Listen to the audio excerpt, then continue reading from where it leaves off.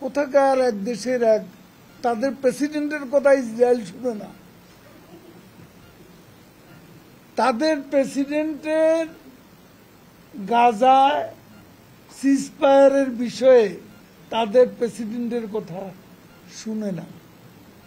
Netanyahu openly বলেছে বাইডেনের সাথে আমাদের আগেও পার্থক্য ছিল, কাজে বাইডেন কি বলল, আমাদের কাজ আমরা করব, প্রয়োজনে উইল ফাইট অ্যালোন, আমরা একা যুদ্ধ করব।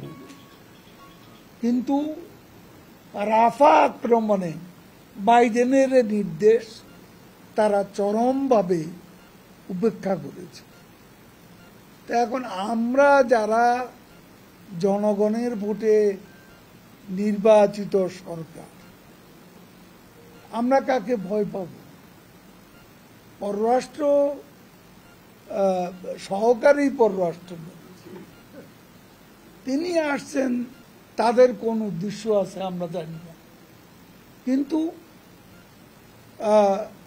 আমরা এটা বলতে চাই যে কেউ আমাদের দেশে এসে এখানে বিএনপিকে আবারও মদত দেবে, চাঙ্গা করবে, সেই পরিস্থিতি বোধ এখন বিশ্ব রাজনীতিতে মোটেই নেই। এবং যারা এ দাপটটা দেখাবে, তাদের দাপট দেখানোর ক্ষমতাটা মধ্যপ্রাচ্যেই সংকুচিত হয়ে গেছে।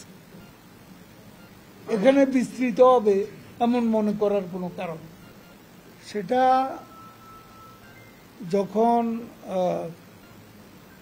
নির্বাচনের পর প্রেসিডেন্ট বাইডেন যে চিঠি আমাদের প্রধানমন্ত্রীকে দিয়েছে, সেই চিঠিতে আমেরিকার যে দৃষ্টিভঙ্গি প্রতিফলিত হয়েছে, আমরাও এখানে বাস্তবে দেখব সেটার প্রতিফলন বাস্তবে কতটা, তার উপরে নির্ভর করবে আমাদের প্রতিক্রিয়া।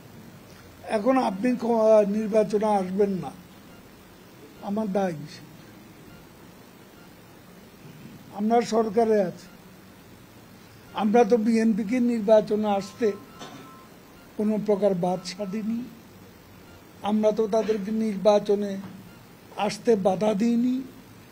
নির্বাচনে আসেনি এর জন্য তারা যে গ্রেভ মিস্টেক করেছে সেটার মূল্য তাদেরকে দিতে হচ্ছে, এবং আগামী দিনে আরো মাসুল গুনতে হবে, এতে আমাদের কোনো দায়